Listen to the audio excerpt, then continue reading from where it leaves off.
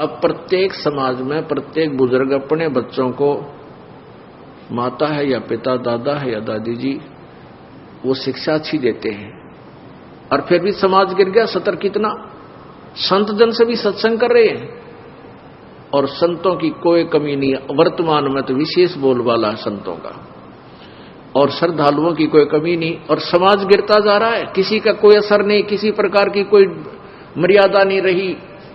इसका कारण ये रहा कि उन संतों की शब्द में शक्ति को नहीं, और उनसे उनके असर नहीं हो सकता उन बच्चों के। वो तो श्रद्धालु हैं, परमात्मा के प्यारे हैं, परमात्मा के इच्छुक हैं, चले जाते हैं, थोड़ी बहुत देर सत्संग अच्छा लगता है, सुन भी लेते हैं, लेकिन बाहर आकर के उनके वही कर्म प्रारंभ हो जाते हैं, क्योंकि न तो उनके कोई कर्म प्रारब्ध के कर्म संस्कार समाप्त होते जिस कारण से उनको सुख हो, ताकि वो बुराइयों से बच सके। पुण्यात्मा, आप जब इस मार्ग से जुड़ जाओगे और सच्चे दिल से आप मोक्ष चाहोगे, आप किसी का बुरा नहीं कर सकते। बुरा करोगे तो आपका डबल होगा, क्योंकि परमात्मा कबीर जी नहीं करेंगे, क्योंकि परमेश्वर ने आपके पाप कर्मों को रोक दिया जो आपको दुखी करेंगे, और वो अभी आपके पाप नाश नहीं करेंगे, क्योंकि वो देखते हैं कि ये कितना चलेगा हमारे साथ, ये काल के पाड़े में फिर ना चला जा। तो उससे क्या करेंगे, वो आपके पाप कर्मों को रोक देते हैं और आपको राहत मिलनी प्रारंभ हो जाती है। कुछ दिनों के बाद आप छोड़ जाते हो, या फिर आप बीच में कुछ थोड़ा बहुत हेरा फेरी करने की चेष्टा करते हो, किसी कोई जो मर्यादा हमने बता रखी है उसके विरुद्ध क्रिया कर देते हो, आपको हानि, तुरंत हानि हो जाती है, और फिर आपको समझ में भी आ जाती है कि मैंने ऐसी गलती कर दी, आज मुझे इसलिए हानि हुई, तो दूसरी बार आप वो गलती नहीं करते। और दास ने आपको बताया हुआ है कि जिसका कोई, जैसे हमने मर्यादा आपको बता रखी है, इन मर्यादाओं में रहकर आप भक्ति करो, आपको न्यारे सुख होंगे, और जो मर्यादा तोड़ देगा उसका नामखंड हो जाएगा,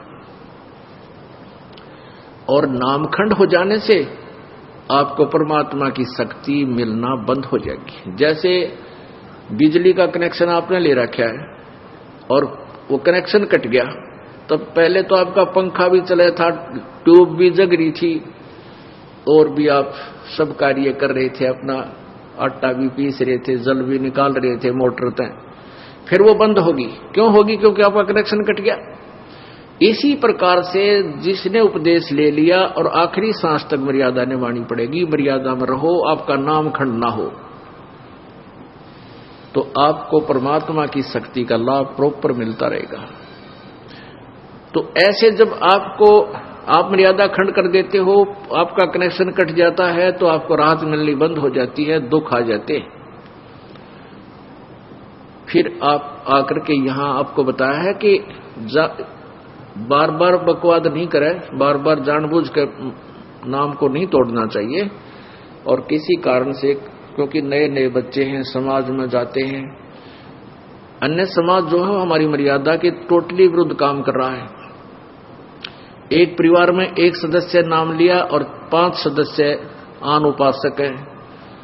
हमें भी पता है कि हमारे बच्चों का ये नाम शीघ्र सी सेट होने नहीं देंगे, तो परमात्मा के आदेश से ये ऑप्शन छोड़ दिया है कि एक आध बार किसी का ऐसा नाम खंड हो जाए तो दोबारा तुरंत ले लेना चाहिए, नहीं तो लाभ नहीं मिलेगा।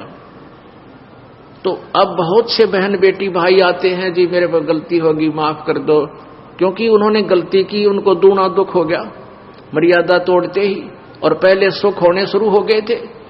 कान पकड़ते हैं जी, आगे से कोई कहता जी बीड़ी पी ली मैंने एक दिन और मुझे ऐसी हानि होगी, आगे नहीं पीऊंगा, दोनों कान पकड़ता हूं। अच्छा भाई, आगे गलती ना करना, नाम दोबारा दे देते। फिर बार बार करेगा तो फिर मालिक नहीं सुनेगा तेरी बिल्कुल भी। तो इस डर से फिर वो गलती बंद हो जाती है, ना वो चोरी कर सकता, क्योंकि ज्ञान हो जाता है कि जो अगर हम चोरी करके सेठ बनना चाहते हैं, दूना दुख होगा, डबल पाप हमारे लगेंगे, और वो चोरी किया हुआ धन आपके पास नहीं रह सकता, ये गारंटीड बात है। अब वो पाप आपके साथ रह जाएंगे जो चोरी करने से बने। एक भक्त का इकलौता पुत्र था और उसके दोनों गुर्दे फेल हो गए। उसने बताया कि मेरा इकलौता पुत्र था और दोनों गुर्दे फेल हो गए, उसके ट्रीटमेंट में मैंने लगभग 3 लाख रुपए, 3.5 लाख रुपए लगाए, यानी 10-15 साल पहले की बात है। वो कैसे लगे? पहले तो झाड़े झपटे वाले के चक्कर में फंस गया, फिर डॉक्टरों के, लोकल डॉक्टरों के चक्कर में फंसा रहा, फिर पीजीआई दिखा रोहतक में बहुत देर हो चुकी थी, कहने के दोनों गुर्दे कंडम हो गए और ऑल इंडिया इंस्टीट्यूट दिल्ली ले जाओ। वहां ले गए तो उन्होंने बताया भी अपना किसी रिश्तेदार का कोई गुर्दा दान कराओ, तो उन्होंने किसी से ऐसे कर करा कर वो गुर्दा दिवाया, लड़का स्वस्थ हो गया, 3.5 लाख रुपये लग गए। गुर्दे तो ठीक हो गए, एक दिन बस एक्सीडेंट में वो लड़का मारा गया।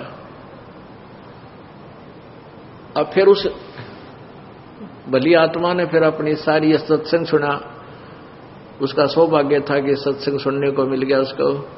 फिर वो फूट फूट कर रोया मेरे पास आके, कहने लगा जी आज का जो सत्संग आपने सुनाया, मैंने ऐसे ही सुनाते हैं भी जो पाप करते हैं वो पाप तो उनके बैड अकाउंट में लिखे जाते हैं, और जो धन कमाने के लिए जो उन्होंने हथकंडे अपनाए, वो पैसा इकट्ठा किया, वो पैसा नहीं रहेगा, गारंटीड बात है, क्योंकि आपके भाग्य में नहीं है। और प्रारब्ध से अधिक तुम चेष्टा भी करते हो करके इधर उधर से, तो वो किसी ना किसी से तरीके से आपका खत्म होगा। किसी की भैंस मर जाएगी, किसी के बिजनेस में घाटा आ जाएगा, या कोई और कारण बन जाएगा, कोई बीमारी लग जाएगी, वो पैसे आपके ऐसे जाएंगे और वो पाप सुरक्षित रह जाएंगे आपके, वो धन नहीं रहेगा। धन रहेगा कबीर परमात्मा की भक्ति से, आपके भाग में ना होगा तो भी वो लिख देगा इसके पास वो पावर है। तो उसने फिर बताया कि आपने सही बताया जी, मेरे साथ ऐसे ऐसे बनी, मैं बहुत निकम्मा आदमी था। पहले ये रिफल आती थी, इन टेप कैसेट चाले थे, सन 1978-77 की बात बताओ था, और उन टेपों में ये कैसेट डाला करते, उसके ऊपर मोहर मारता सोनी की, और लाता वहां तोल के भाव तो वो रिफल, और वो कैसेट बनवा के, उसका सारा खर्चा मेरा 2 रुपया का एक कैसेट पाया करता, 2-2.5 रुपए का भर के भी सारा कुछ कर लेता था। और मैं सोनी की बना के मोहर लाकर उनको 30-30, 35-35, 25-25 की बेचा करता था।